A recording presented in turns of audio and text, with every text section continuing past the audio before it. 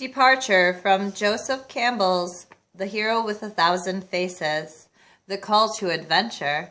Long ago, when wishing still could lead to something, there lived a king whose daughters all were beautiful, but the youngest was so beautiful that the sun itself, who had seen so many things, simply marveled every time it shone on her face.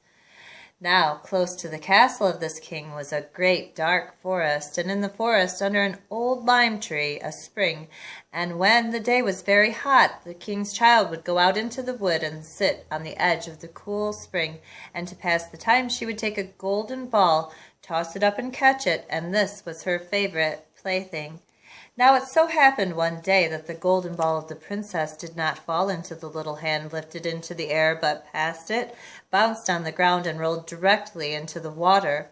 The princess followed it with her eyes, but the ball disappeared, and the spring was deep, so deep that the bottom could not be seen. Thereupon she began to cry, and her crying became louder and louder, and she was unable to find consolation. And while she was lamenting in this way, she heard someone call to her, "What is the matter, princess? You are crying so hard a stone would be forced to pity you."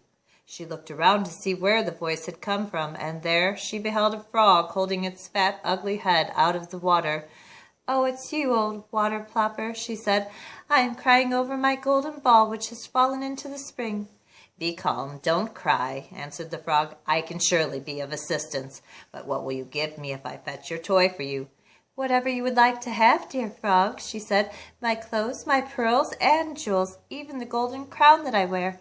The frog replied, "Your clothes, your pearls and jewels, and your golden crown I do not want, but if you will care for me, and let me be your companion and playmate, let me sit beside you at your little table, eat from your little golden plate, drink from your little cup, sleep in your little bed.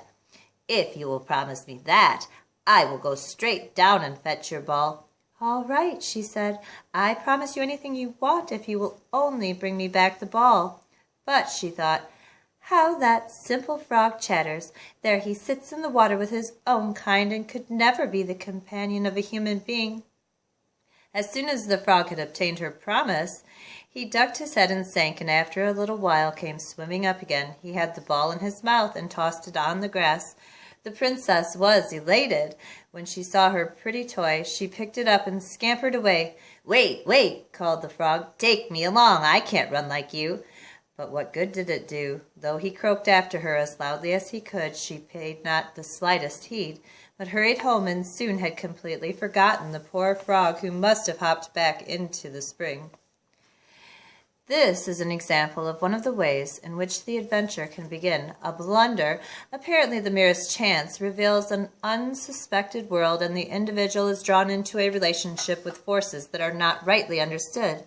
As Freud has shown, blunders are not the merest chance. They are the result of suppressed desires and conflicts. They are ripples on the surface of life produced by unsuspected springs.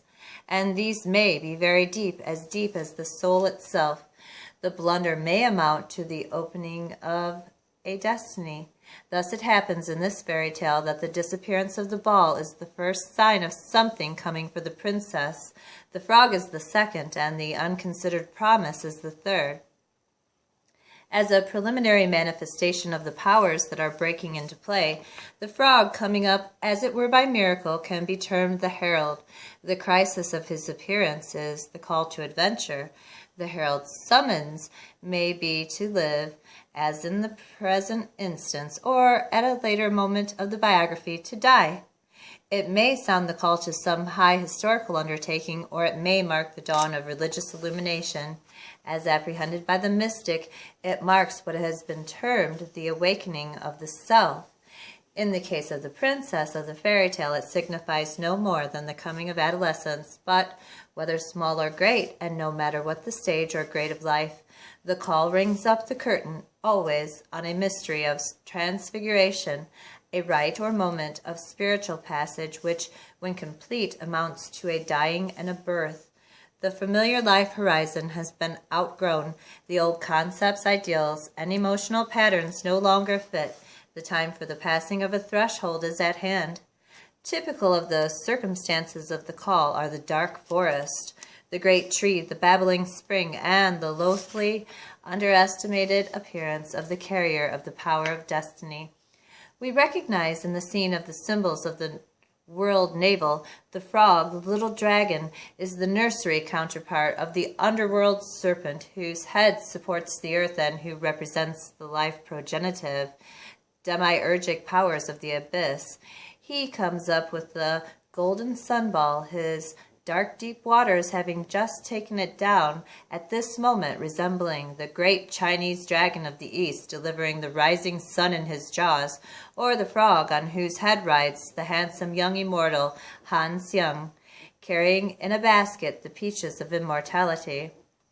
Freud has suggested that all moments of anxiety reproduce the painful feelings of the first separation from the mother, the tightening of the breath, congestion of the blood, etc., of the crisis of birth.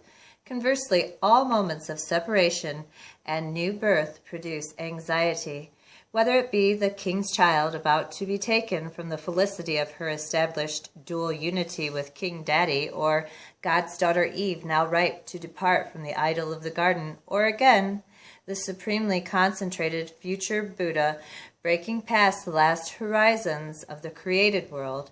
The same archetypal images are activated, symbolizing danger, reassurance, trial, passage, and the strange holiness of the mysteries of birth. The disgusting and rejected frog or dragon of the fairy tale brings up the sunball in its mouth, for the frog, the serpent, the rejected one, is the representative of that unconscious deep, so deep that the bottom cannot be seen, wherein are hoarded all of the rejected, unadmitted, unrecognized, unknown, or undeveloped factors, laws, and elements of existence.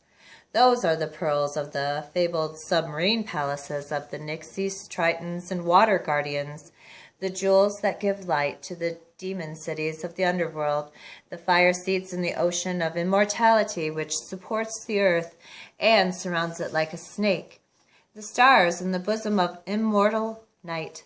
Those are the nuggets in the gold hoard of the dragon, the guarded apples of Hesperides, the filaments of the golden fleece.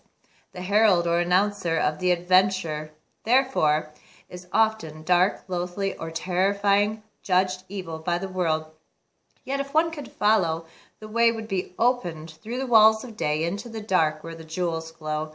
Or the herald is a beast, as in the fairy tale, representative of the repressed instinctual fecundity within ourselves, or again, a veiled, mysterious figure, the unknown. The story is told, for example, of King Arthur and how he made him ready with many knights to ride a hunting. As soon as he was in the forest, the king saw a great hart afore him. "This hart will I chase," said King Arthur, and so he spurred the horse and rode after long, and so by fine force he was like to have smitten the hart, whereas the king had chased the hart so long that his horse lost his breath and fell down dead. Then a yeoman fetched the king another horse. So the king saw the hart ambushed, and his horse dead, and he set him down by a fountain, and there he fell in great thoughts, and as he sat so, him thought he heard a noise of hounds to the sum of 30. And with that the king saw coming toward him the strangest beast that ever he saw or heard of. So the beast went to the well and drank, and the noise was in the beast's belly, like unto the questing of 30 couple hounds. But all the while the beast drank, there was no noise in the beast's belly, and therewith the beast departed with a great noise, whereof the king had great marvel. Or we have the case from a very different portion of the world of the Arapaho girl of the North American plains. She spied a porcupine near a cottonwood tree. She tried to hit the animal, but it ran behind the tree and began to climb. The girl started after to catch it, but it continued just out of reach. "Well," she said, "I am climbing to catch the porcupine, for I want those quills, and if necessary I will go to the top." The porcupine reached the top of the tree, but as she approached and was about to lay hands on it, the cottonwood tree suddenly lengthened, and the porcupine resumed his climb. Looking down, she saw her friends craning up at her and beckoning her to descend, but having passed under the influence of the porcupine and fearful for the great distance between herself and the ground, she continued to mount the tree until she became the merest speck to those looking from below, and with the porcupine she finally reached the sky. 2 dreams will suffice to illustrate the spontaneous appearance of the figure of the herald in the psyche that is ripe for transformation. The first is the dream of a young man seeking the way to a new world orientation. I am in a green land where many sheep are at pasture. It is the land of sheep. In the land of sheep stands an unknown woman and points the way. The second is the dream of a young girl whose girl companion has lately died of consumption. She is afraid that she may have the disease herself. I was in a blossoming garden. The sun was just going down with a blood-red glow. Then there appeared before me a black noble knight who spoke to me with a very serious, deep, and frightening voice. Wilt thou go with me? Without attending my answer, he took me by the hand and carried me away. Whether dream or myth, in these adventures there is an atmosphere of irresistible fascination about the figure that appears suddenly as guide, marking a new period, a new stage in the biography, that which has to be faced and is somehow profoundly familiar to the unconscious, though unknown, surprising, and even frightening to the conscious personality.